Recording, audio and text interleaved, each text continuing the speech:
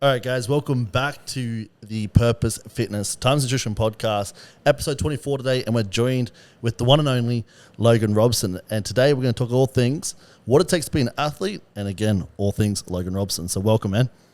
Thanks for having me. It's a pleasure. A bit of a last minute organisation, so appreciate you coming down. Thank you. Is there anything?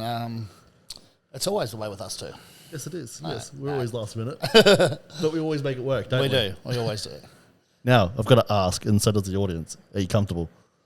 Not at all. I think Tyson's going to release the start of the bloopers when we get publishing on this one. Yeah, guys, so check out the Instagram. We'll get a few bloopers of Logan Robson getting on the couch. It's a sight to see for all. But obviously, today we want to talk about all things around, we're going to go into quite a bit of detail about you. You're a man that doesn't say too much. So we've got a lot of people interested to know about the Logan Robson, especially now that you're pro and what's ahead for you. But my main topic of discussion I want to talk with is about the up and coming and the changing of the era of the bodybuilding game. Obviously, you've been in the game for how many years now? Oh, over 20, I guess, yeah. It's been a while. Yeah. That's just coaching and bodybuilding? Or was bodybuilding first and then the coaching? Yeah, bodybuilding first. Believe it or not, I think I did my first show a week off my 18th birthday. So I was only 6 months out of school. And yeah, just dove straight in the deep end. And how old are we now? Just turned 40. However that happened. I thought you were going to say 28. No, I wish. Honestly, you're showing most of us young boys up too. No, it goes fast, I'll tell you what. Yeah, it does indeed. But yeah, so started at 17 and a half, was my first, a week of my 18th birthday, 6 months out of school, and did the NABA Southern Hemisphere, I think. Yep. And won the Queensland and Australian titles in I think it was under 19s at the time, and pretty much was hooked.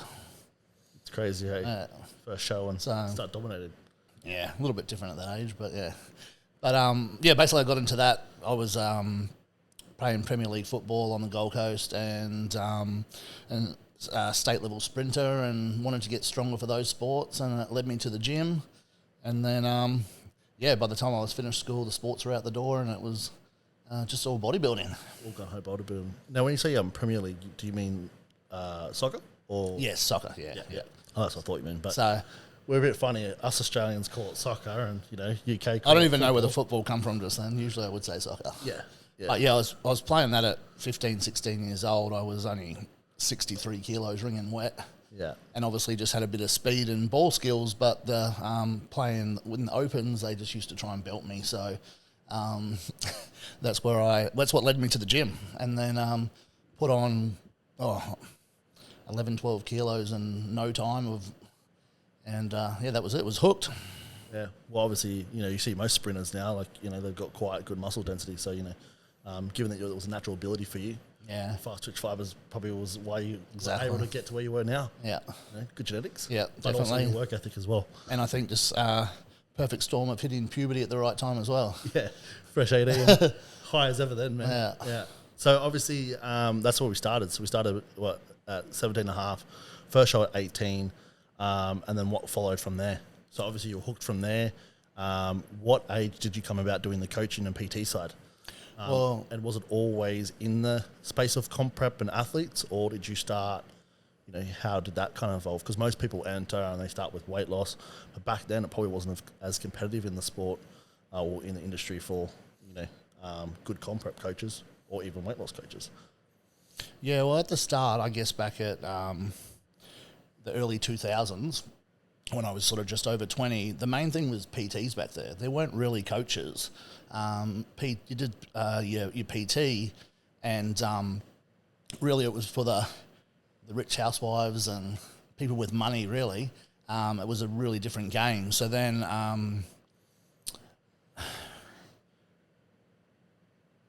lost my train of thought already. That's right. It was for the rich housewives. But yeah, so you basically... Back then, you just learnt from who was the biggest in the gym and your flex magazines. And even for the bodybuilding, there was a bit of coaching, but it was pretty casual.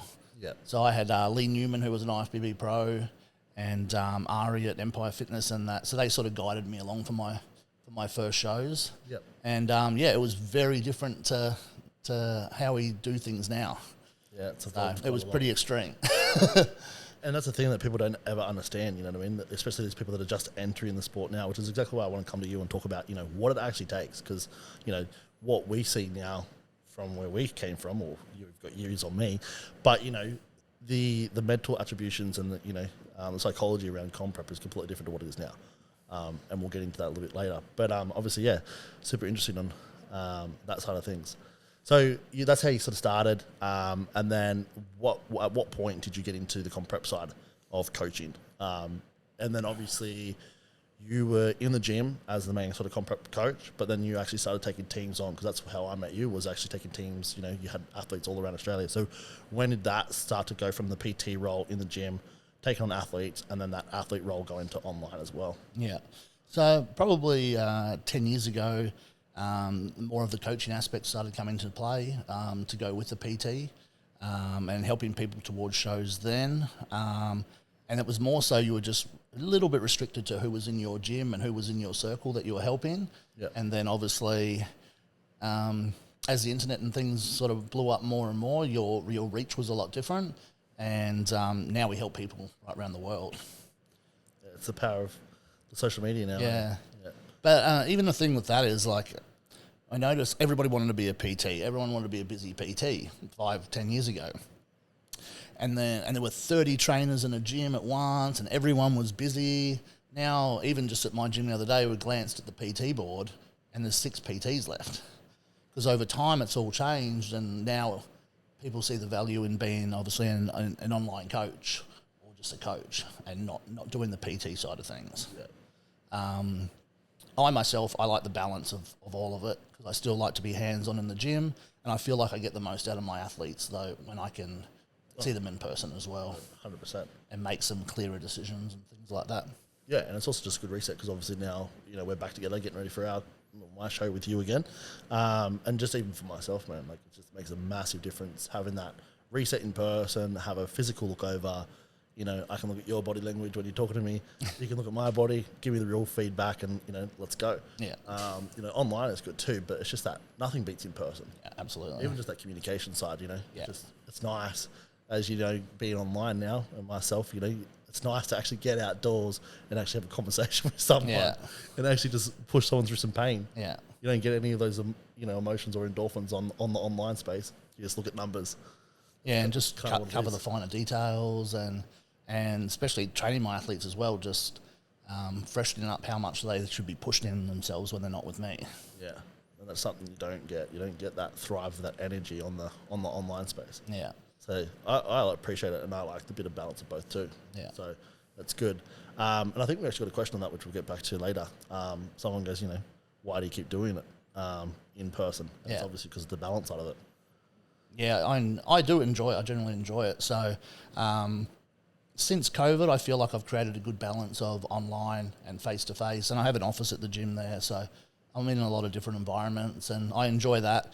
As much as I like the online stuff, and it's sort of the way of the future, or part of the way of the future, I don't know if I want to be stuck on a computer or phone 12 hours a day, 6 days a week, or more. Yeah. So I do like the balance I've created for myself that way. And having the little man now, 2-year-old Echo, I get to be at home a little bit more, sort of 1.5 days a week, which is nice as well. Yeah, it's important, especially being so young. Yeah. So how's that been for an adjustment? Yeah, big adjustment. Yeah. Yeah. So obviously, even, you know, we had our kids around the same time. So, you know, a bit of a massive adjustment, obviously. And that's another question we got is, you know, when's the pro debut, which we'll get into later. But obviously, as I know, having kids and people who have kids know what a toll it takes on our personal goals and sacrifices. So, you know, but it's all worth it at the end. You know, have you found much regression in terms of your own personal pursuits? And, you know, how you're balancing all that? Yeah, it's definitely hard to balance it all. And people say it changes your world, and it definitely does for the better. But it is, the biggest thing has been to do a prep or put everything you've got into the sport, you need to be selfish. And that's probably the hardest part, because you don't want to take away time or things away from your child, basically. Yeah. So that's probably the hardest thing. And at the end of the day, if you finish your work day and it's still time to train, you just want to go home and spend time with them and the family. So yeah, so being so young as well, you know what I mean? Like, what's the saying? I think it's from when they're born to about probably 4 years of age. They only do those, like, they're changing so quickly that those changes only happen in those years. Yeah. And once that, they kind of repeat those behaviours and nothing, besides as they mature. But those first little exciting things, when they walk or when they talk, or when they start to become more independent, those little traits, that's in the first 4 years, which is so precious. Yeah, and it just goes so fast. Yeah. Like every day there's something new, so you don't want to miss those little things. Yeah, and the further away you are from them, the sadder you get. Yeah. So, yeah, no, 100%. And that's the one thing I think a lot of people don't understand, We see a lot of these big pros over the States, and that's one thing me and you have spoke about multiple times, in person is, people don't realise what it takes to be an amateur but try to make it pro. But now you have turned pro. Did you turn pro before Echo was born? Yeah, about 6 months before. Yeah. 6 months before. Yeah, okay. Yeah, because that's a hard thing as well.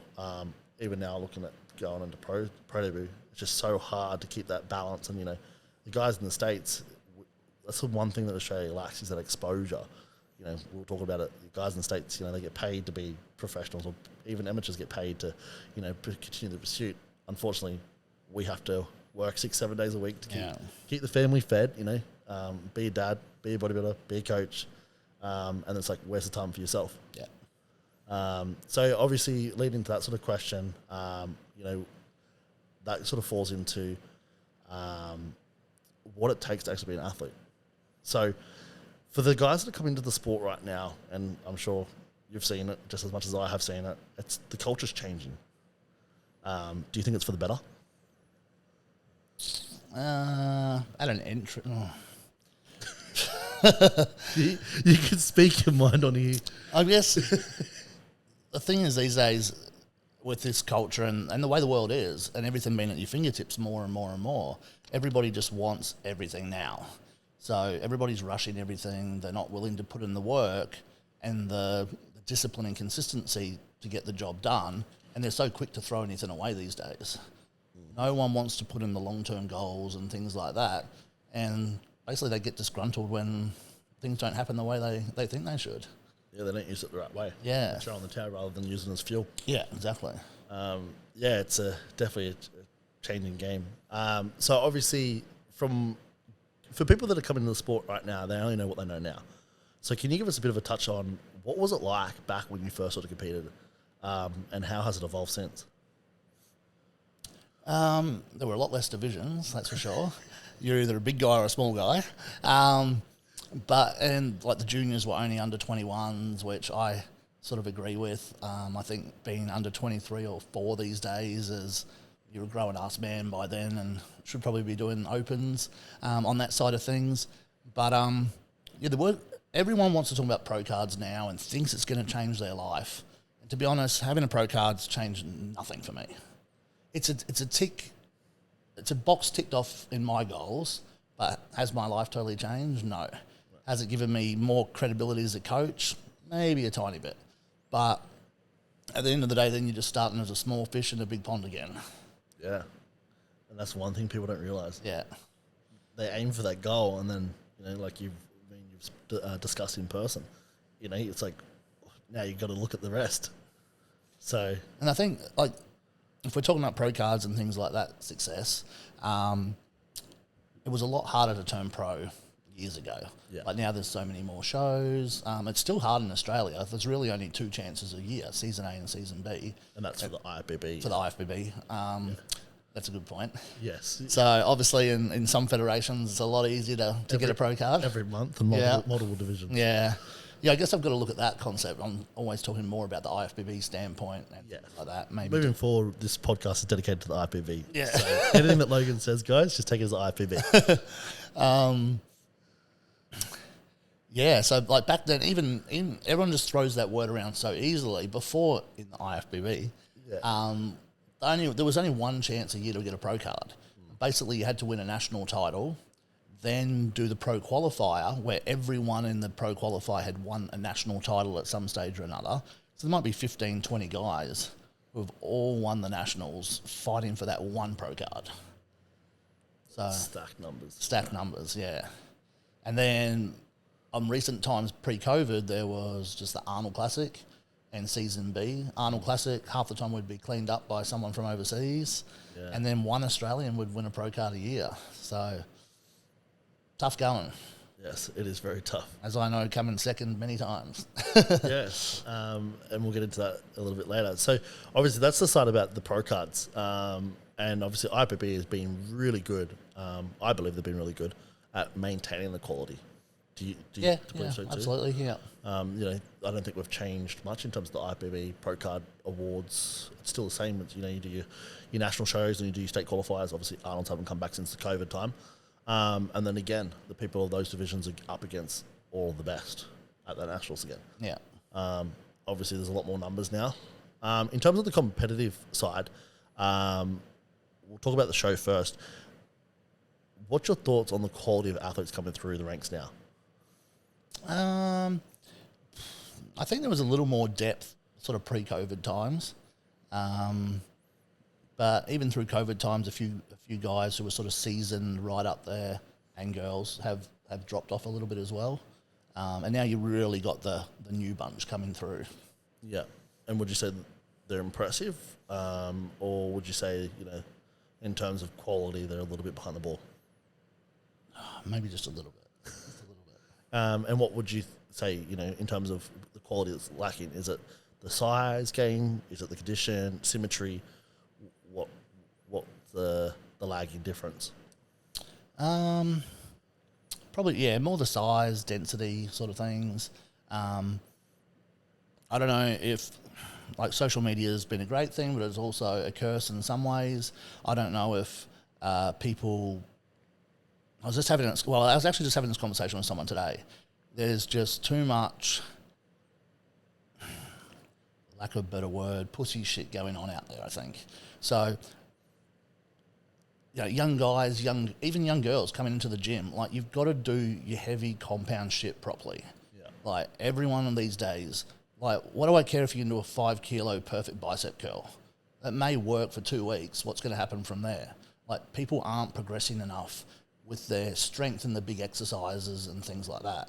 So a lot of people just piss around on cables all session when they've got 2 kilos of lean mass on their whole body. You know what I mean? Yeah. So I think that's the size density side of things. Yeah, 100%. I agree with that. I think there's a lot of textbook. Everyone's looking for the new method, the new technique, and some of the simplicity of it's been lost, I think. Yeah. And I think people are taking... those kind of new concepts, new methods, or the recorrections of things, the improvement of things, but taking it too much. Yeah, yeah. And it all has its place and for balance and things like that, but yeah. You still need to go hard and still need to have those compounds. And yes, we're not saying default on the technique, but, gotta... Yeah, exactly. You got to have the balance between the both. Yeah. So, 100%. Now, obviously, going back, that's the quality side of the athletes, because... we are seeing some really good, young guns coming through. It's getting tougher and tougher every year in terms of the new guys coming through. The old guys that have been around for the years now, like you said, they are dropping off. But when they do come back, they've still got the size there. Absolutely. The biggest thing with the size as well, do you think that now with social media, or even before social media, but I think now with social media, and obviously because the sport is getting popular, that people are struggling to spend enough time off? Yeah, definitely. And, they just want to get back and then do back to back to back. Yeah. Are you seeing that as a big issue? Yeah, definitely. So people not taking their off seasons, well, 1, long enough, and 2, serious enough. Yeah. So even I'm guilty of that in the past. I'll put everything into 5 months before a show, but off season can be a bit blasé. Yeah. And I don't always mean my training, but more my downfall over the years has been not focusing enough on nutrition. Yeah. But I come from the old school methods as well, where it was eat big to get big, and things like that. So the nutrition game has changed massively, and continues to all the time.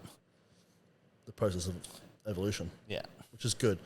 Obviously, the variety of education that we have at our fingertips now is just incredible. Yeah. Which is why I think we're getting some really good, athletes coming up a lot faster due to the exposure to that kind of information. Yeah, but I guess back to that though, like it was nothing to take 2 to 3 years off before you got on stage again and making sure you were 100% better and improved.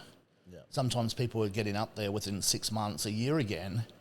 By the time you come out of a comp prep and reach homeostasis again and stuff like that, that can be 6 weeks post-show or a lot more for the females. Then ramping strength and food up is another 6 to 10 weeks before you're really improving, and it's nearly time for a diet down again. Yeah. Plus, a lot of people will undereat a lot of the time or too much cardio because in the social media world, everybody wants to stay that little bit leaner for content and things like that. So, yeah, I think that's why a lot of people aren't advancing as fast as they could, not taking enough time off and coming back to the not training hard enough and not eating hard enough. Yeah, 100%. Funny, I think you just touched on a point there, like people staying too lean because obviously shoots and social media. Someone put up on a social media post the other day and they said pretty much the same thing. Look at all of your influencers on the Instagram and social media and look how much they've changed over the last 3 years. Nothing. They haven't. Yeah. Because they just stay too lean. Yeah. And they don't want to, take it in that uncomfortable position in order to get the results to move forward, in terms of the competitive space. So it's really important that you guys are mastering that off season, don't you think? Yeah, 100%. Yeah. Yeah. So obviously that's where the gains are made. Exactly. And that's what I think. Yeah, a lot of people are having that 6 to 12 months off. So you said 2 to 3 years. I think as well. I listened back to a podcast that you did. Obviously, you're a sponsored athlete with Massive Joe's. I think I was on the podcast with him, and you were saying how you would shift between priorities between family, business, and then your competitive season was about like 18 months or something that you had a good little cycle going on. Do you want to sort of go into depth on that? Yeah.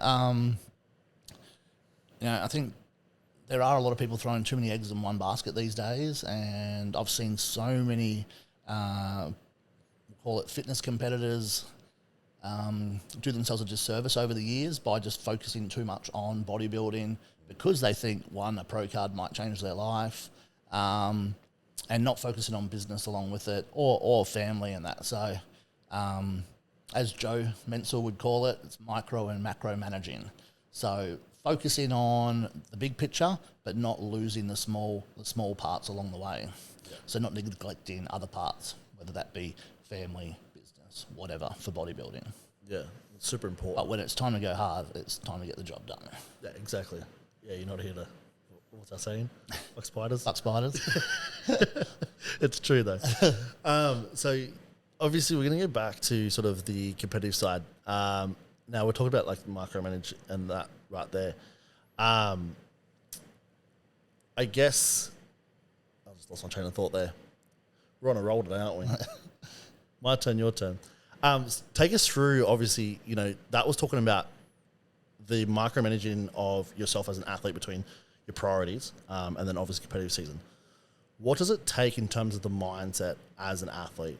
And that's one of the parts is mindset, is being able to shift and, keep sight of that big picture of both, whether you're in business or you're doing athletes or whatever it is. It's the ability to switch between, and it obviously takes a strong mindset in order to do that. So do you want to go into some depth of what you think it really takes? And you've been through it. You've been, an amateur, you've been doing it for 22 years now.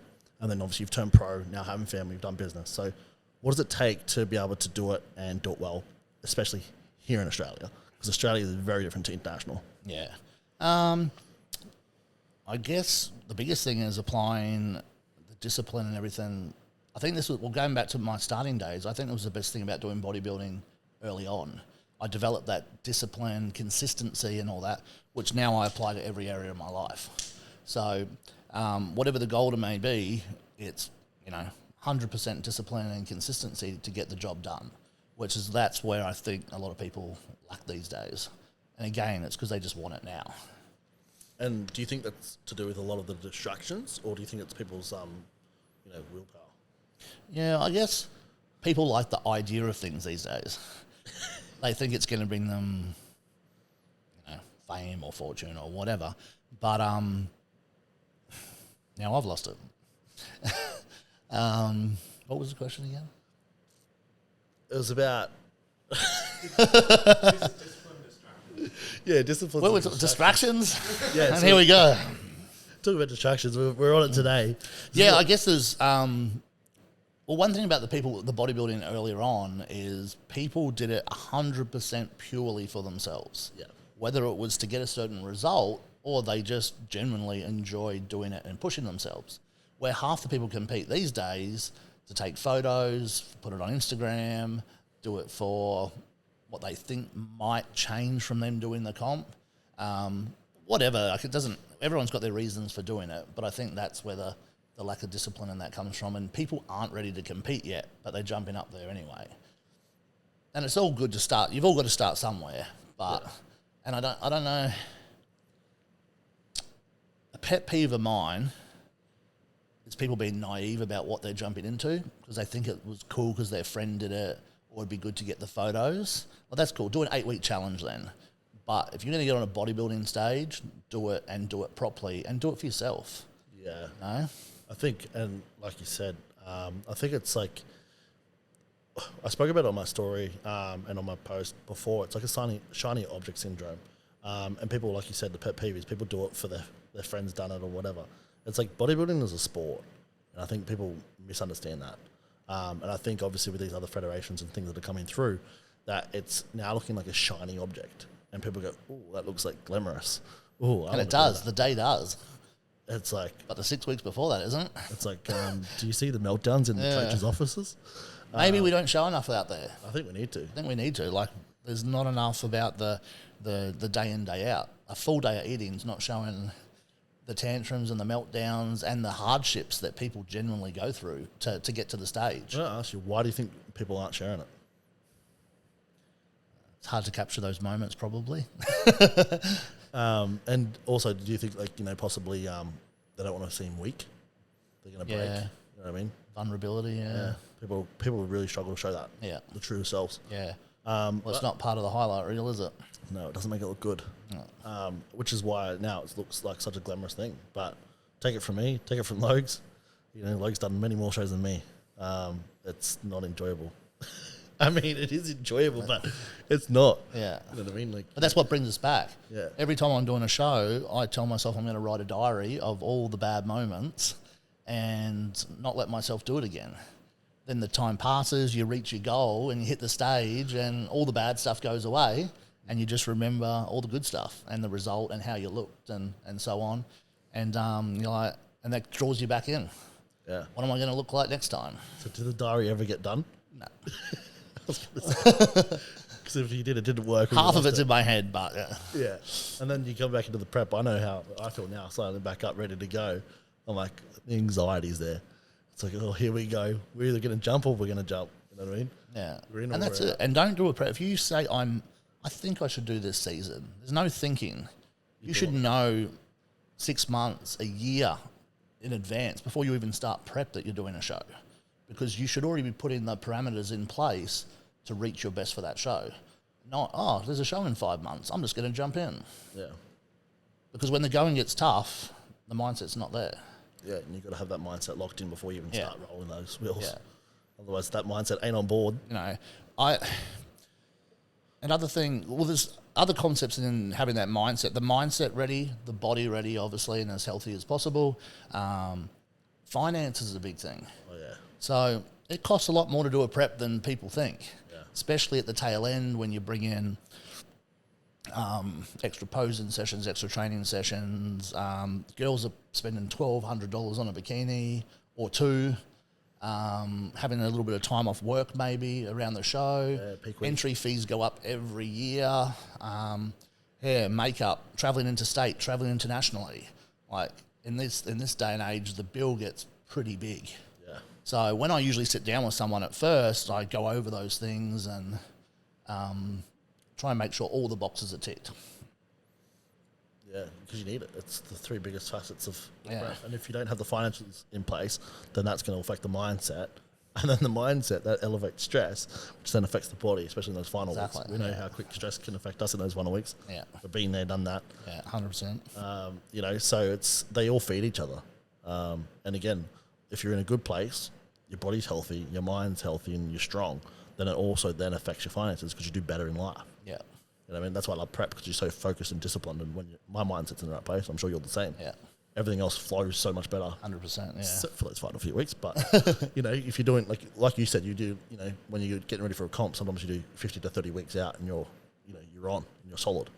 You know, so you have that 50 to, 30 weeks if you're a dedicated athlete. Some people, and I'll get onto that later. But, you know, you're doing these 50 to 30 week preps, you know, it's not always dieting. But imagine that time of just dedicated focus for the guys that are listening, you know.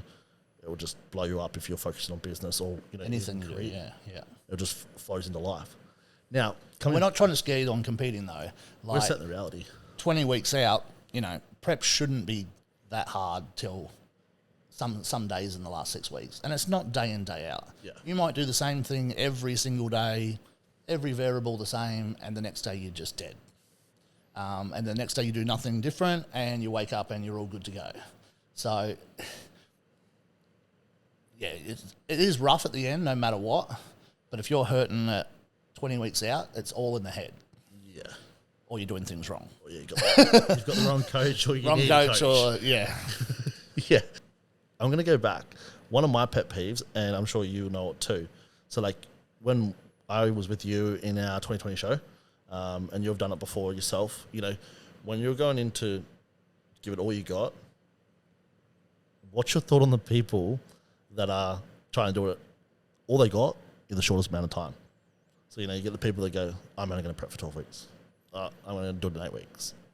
What's your thoughts on that? Well, they'd want to be damn lean already. Yeah. I found probably before COVID or a little bit after COVID. It was pretty well before COVID, because I think after COVID everyone was like, oh, we've had a bit of time off, you know, we've got to give a bit more time back to it. So it was mainly before COVID, a lot when I was around the competing side. Like, it was like a bragging right for how short a prep you could do. How short a prep you could do. And it's just like... Just kamikaze it. It's just like, cool, dude. And did you win? Yeah. So, you know, what's your thoughts on that? And what's your advice for people that are being influenced by their friends doing a short amount of prep, you know? Well, that's it. Like you just said, it may be influenced by their friends. They're probably doing it for the wrong reasons. Yeah.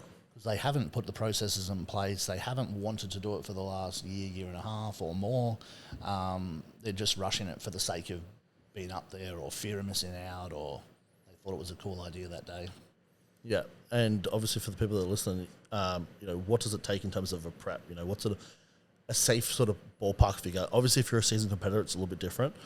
For people that are entering, or, you know, very few years in, like 1 or 2 years into competing, what's a good time frame when competing in the IFBB? You know, bikini, bodybuilder. Obviously, it's a little bit different for each division, because you know, the bikini girls might only have to improve a couple of areas and can do it a bit faster with a bit more focus. Yeah. Whereas a guy, especially if you're just trying to gain size all over, at the end of the day, that's just time and consistency. So you need that. I think a year, 18 months off plus a prep, so 2 years is a good amount in the early days. Yep. But having said that, you can change a lot in the early days, and I suppose the more you max your physique out, the more time you're probably going to have to take. Yeah, for sure. So unfortunately, the gains do slow down. Tell you a funny story. Go for it. So when I think I did my first comp at 18 and thereabouts, and the next year I come back 7 kilos heavier. Yeah.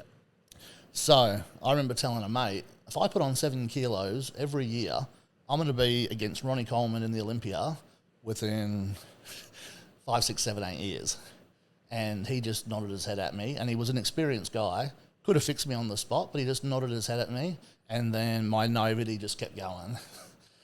But then I didn't realise, I was just naive and thought that's what happened. I'll put on 7 kilos, and I'll put on 7 kilos every year, and I'll be 130 kilos on stage. Yeah. Unfortunately, it did slow down. So 5 kilos, then 3, and now 2 kilos of pure lean muscle is a year is pretty good going. Yeah. You're doing well if you're still getting that. Yeah. Yeah. Because obviously you've been doing it, now? 22 years. Yeah. So, you know, it's not going to maintain at that level. Just imagine if you're good. Goodness. So give us a little bit of an insight. Obviously, I want to sort of know, I think I saw you around about 2017, 2018. I think it was like the Arnold Classic stage. remember you walked out, and I was like, "Holy shit!" That was when you were at I think you were one of your biggest then. You may correct me if I was wrong, but I think it was around the 2017, 2018 Arnold's, and you come out on stage. You won the overall, the Queensland's. Yeah, that was start of 2018. Yeah. Yeah. And yeah, you were huge then. Still are big now. But I remember because I was just entering and I was like, oh my God, look at you. What was it like? Because obviously that's when you're probably much at your peak in terms of size before rolling over, before you win your pro card, which we'll get into the difference of the preps then. Then you're prepping yourself, yeah, when you did those Arnold Classics back then? Yeah, it was, yeah. Yeah. So probably, 2016, 17, 18. I did do the 3 Arnolds in a row. Yeah, I was going to say, I think it was pretty much those 3. I only improved a little bit each time because I rushed it. Yeah. But they were just such great shows to be a part of. Yeah. Actually, before the Arnolds and FitX became a big thing, if people who know those shows, I was pretty much done. I was doing the nationals every couple of years, and I got second like 3 times in a row over, say, 6-7 year period. And they were holding the shows in the same places. It was just getting so boring. And then Tony Doherty come on board and was half part of the team to bring the FitX and then the Arnold Classics, and then had the pro shows attached to that, and Strongman and all the other things, and the big expos, and it all just become exciting in Australia again to do bodybuilding. And that's where I did, 2016, 17, 18. So I think I got 3rd, then 2nd, and then 2nd. And that was with, because that was with some international flyovers, wasn't it? Yeah, I think the last one I did in 2018, as you said, I won the overall in the Queenslands, which is probably the fullest and biggest I've been on stage. And then 4 weeks later, I got second to, I think, an Iranian who went on to get his pro card. Yeah, those international boys. 4 weeks later. Yeah, massive boys. So that's it. Just when you think you're going to finally be the best in Australia, someone used to come and knock us off as well. Bloody fly in. So obviously I want to really understand, and people don't understand it because I'm much like you. I like the work. I like to feel like I'm hurting. You know what I mean? It's just like I don't want to be doing it softly. And I think a lot of people come into it, like we said, it looks like a glamorous sport. And these new methods are coming out. Like it's always these new things to make things easier, and it's not going to be as bad, and make things more enjoyable. Which I think it's good for people, of that kind of nature. But I think in terms of sport, I think people don't understand what it was like or what it's still like to go to that extreme of being good versus spectacular. So give us an insight to obviously let's go 2018 when you're at your absolute peak in size. You're obviously prepping yourself. What was it like to walk through a day of life of Logan Robson in those preps? Like in terms of structure, meals, training, volumes, all of that. Yeah. I mean, prepping yourself, that was rough, understandably, because you're just in your head the whole time. Even though I had 20 years of experience, it doesn't matter having the accountability just to yourself. You think, oh, maybe I can change this. Maybe I can make this a bit easier. Or, which I used to always do, is go too hard. There is such a thing. I remember, I think it was the year before that, I did a prep where I basically was PTing heavily every day, and cardio would have been morning and night, and I don't think I sat down for that prep. So when I say that, any time I was going to have some downtime, like watching TV, something like that, which was minimal anyway, I would put myself on the exercise bike in front of the TV. So I was at least pedaling. I was so obsessed with shredded glutes and condition that if I thought the right thing to do was walk for 12 hours through the night, I would have done it. Yeah. No, it's not the right thing to do. But that's the mindset. But that's where I was. I was just, I want to move and burn calories no matter what. Yeah. So I just kept moving, and I was pretty flat by comp time. I had shredded glutes, but I'd probably lost a little bit of muscle with it. But it goes to show that that's just the mindset I had that comp. Yeah, and it's shown though because you've been able to do it for so many years, and that's because you built your mindset to be so strong and so dedicated to, overcoming those challenges. It's like it's starting to hurt. Let's go harder. Yeah. And I think a lot of people get that little bit of pain, and they're like, nope, I'm out. And every prep you find another level. Yeah. You think you used to push yourself hard and you just find another level every time. Yeah. Or you just deal with it better, which in turn, dealing with it better means you can go harder again. Yeah. But that's what led to the 2018 show, which was probably the fullest I've been on stage. Yeah. As I learned more about rest and recovery and things like that. Yeah. And what was the education? Which is hard. Sometimes in the sport, the hardest thing is to take a step backwards. Yeah. But it's not actually taking a step backwards. It's knowing when to rest. It's more so the mindset. When to recover. Yeah. 'Cause it feels like in terms of work ethic. And you're not being a pussy. Like, you need that rest and recovery. I think that's where, the old school mindset was just go hard, go hard, go hard. Whereas now, as you said, the methods of trying to make it a bit easier. But it's not easier. It's just knowing when to pull back. Yeah. When to recover. When to have a refeed day. Yeah. I think a lot of people that enter it come in with like, oh, I don't want to hurt. I want to make it easier. But in terms of the coaching space, we're dedicated to making it, more optimal. I think that's the word, not easier, because it's not easier. It's what's more optimal to bring in better, recovered, fuller physique and not diminish your health to the point that you're in hospital. But I think a lot of people that enter it, because there is, there is in some other federations, some that also enter in IFBB as well, but there is some coaches out there that fluff it up with all feathers and glitter that, they can still be eating ice cream at 1 week out. You know what I mean? So I think for the new people that enter in, they just have this huge misconception. Which is why I really want to understand, what was it like for you back in 2018? Now, obviously, coming to your, what was it? It was 2019 that you did the Amateur Olympia, wasn't it? Yeah, 2019, yeah. Yeah, and that's when you went under Patrick.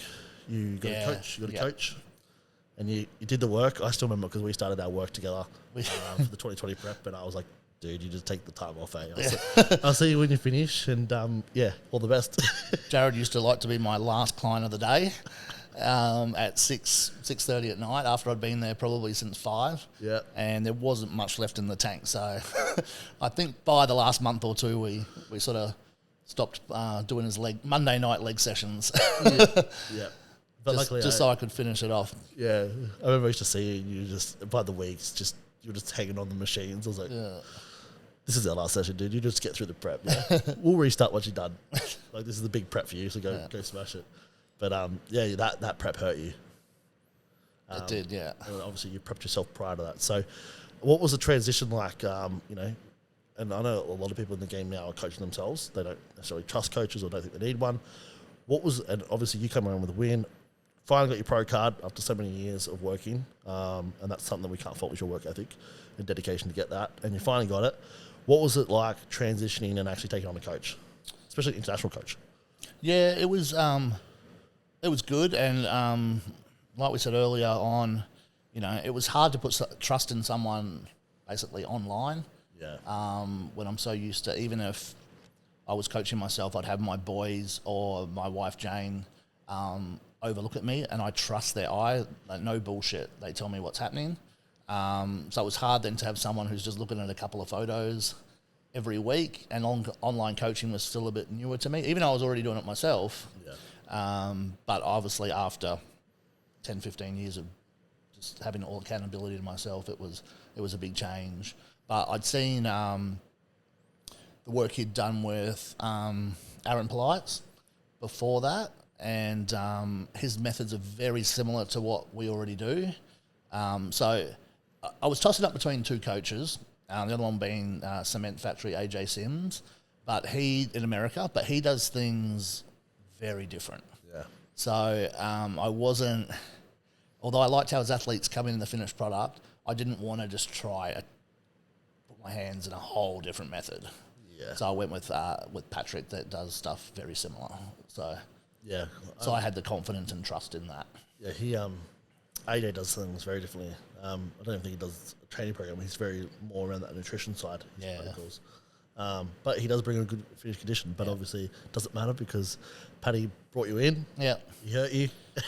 I knew he'd be at the Olympia as well for Aaron and his other pro athletes. So I at least knew that I was going to meet him there and have him in person there and be able to go over things properly. And how was that experience for you? Obviously, because you only really known him from online. How was it to finally see you coach in person? Yeah, no, it was pretty cool. Yeah. Because I looked up to him and had the respect for him, which there's not that many I do these days. So it was nice to meet him in person, and he's a great guy and so knowledgeable, and he's been a pro himself. It's probably something we didn't touch on before, but we were heading that way, is having a coach that's walked the walk a bit more. Yeah. These days, people are just going with, they've got 100,000 followers, they must know what they're doing. Just because they stay naturally lean and put up a couple of transformation photos doesn't mean shit. Yeah. Like, at the end of that's easy for them. And they're not even telling you how they're really doing that.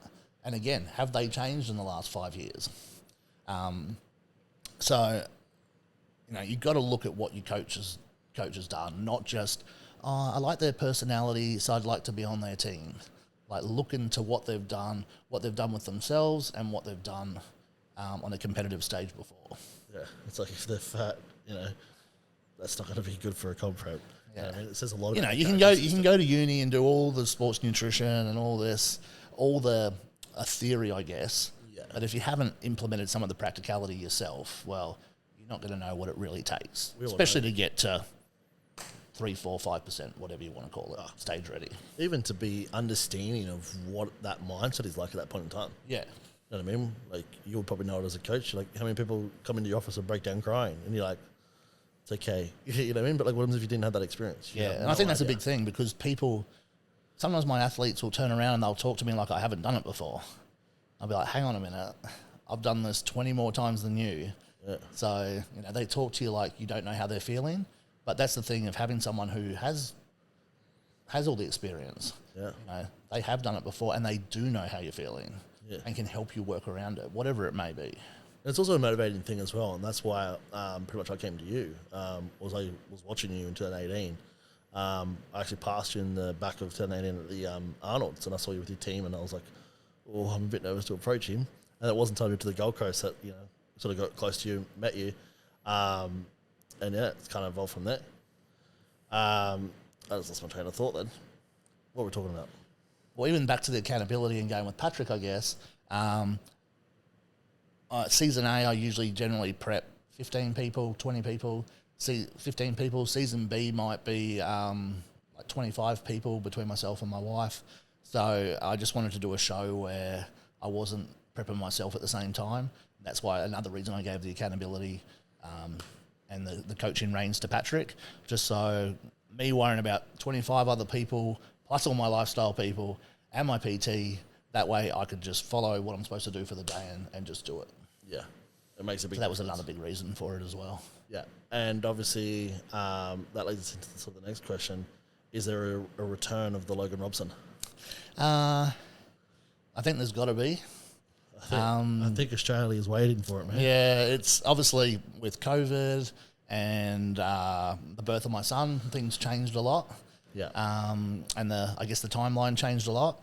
And I always look at it like when I'm 60, well, hopefully not in a rocking chair at 60, but down the track even further, I'd be disappointed if I didn't do a pro show.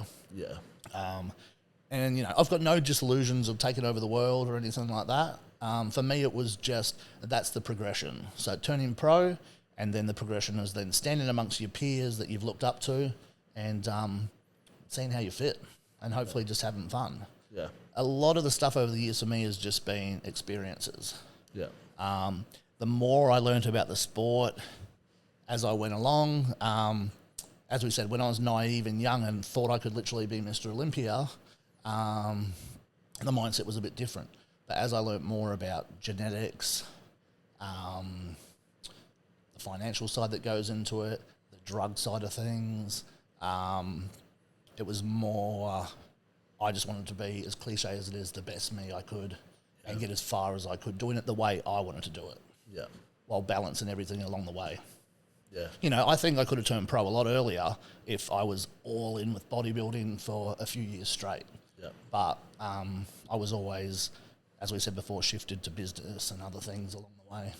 And I wouldn't change it. as I say, you wouldn't regret it because you've got yourself set up. You've got some investments. You do well, and now you can support a family. Yeah. You know what I mean? And look how many people are probably going to come through that can't even support themselves. You know what I mean? That's no attack to anyone, but priorities in life is to take care of the people that you love. You know what I mean? And to make sure you can stand on your own 2 feet. So it's all very well to be bodybuilder, but unless it's paying the bills, then you do need to focus on those other sides that are a lot more important. Yeah, like keeping food on the table, every over the head. You know what I mean? So that's good. So yeah, I'd like to maybe middle of next year. So I'm hoping that Tony Doherty brings back an open division pro show, or all the division pro shows, like in season A next year. Tony, you listening? Tony, get onto it. So hopefully that goes ahead with season A next year. That's just the timeline in my head. Whether that happens or not, I'll still probably head to America in the middle of the year. Yeah, okay. So probably, there's not that many shows, and I'll probably do the middle of the year so I can focus on myself. Yep. There is a lot of good shows, but they fit in with season A and season B, and business almost comes first. But I want to be there 100% for my clients when it's their turn, but I want to be there 100% for myself when the time comes as well. So it'll probably be a show that's away from our big seasons in Australia.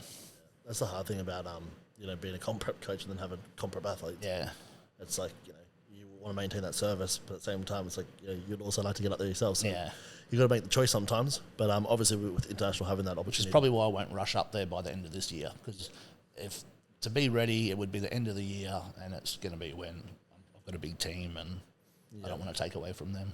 So obviously, people, you're very quiet on social media. You always have been. You're a man of very few words. So obviously, this podcast has been great to get all the words out of you.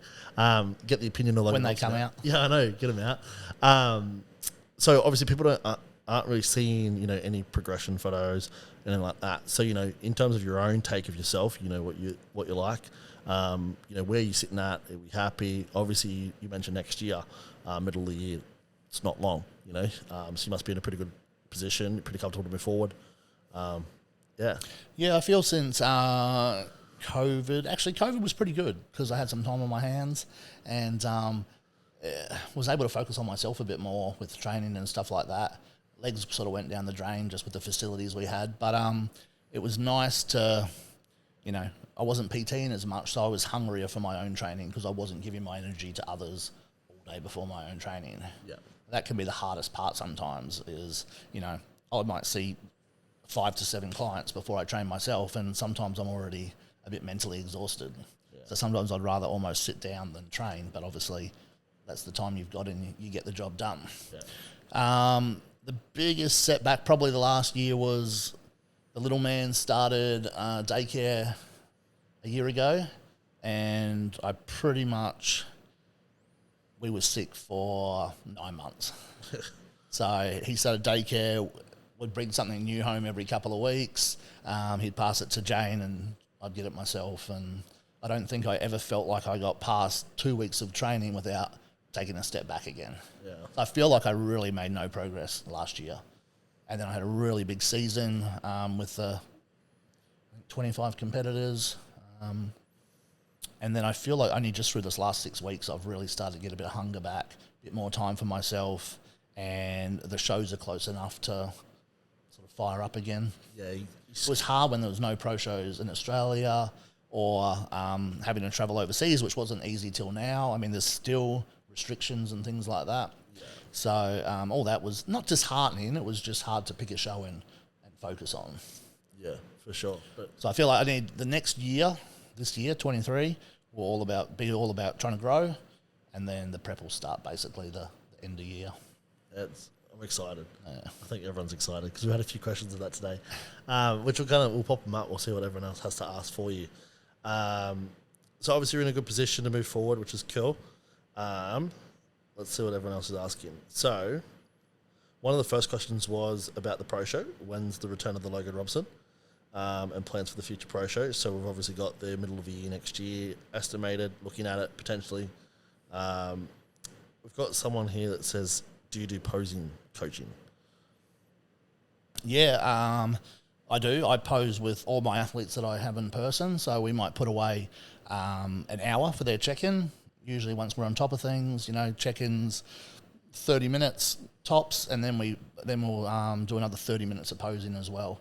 So, and that can be starting from scratch if they're a beginner, or just refining for the guys who are a bit more seasoned. And we try and get to the point where we're pumping out 3, 4, 5 rounds and holding every pose for 10 seconds.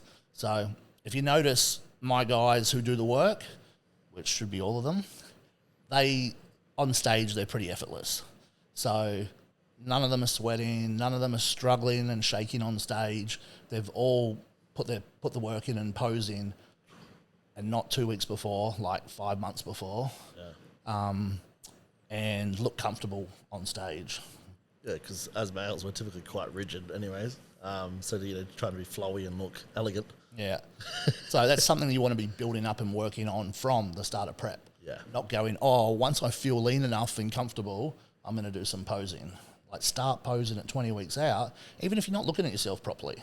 Do it in your T-shirt. Do it in your singlet if you don't want to see something that's in your head, like your stomach or your back. Yeah. And then we just build it up over time.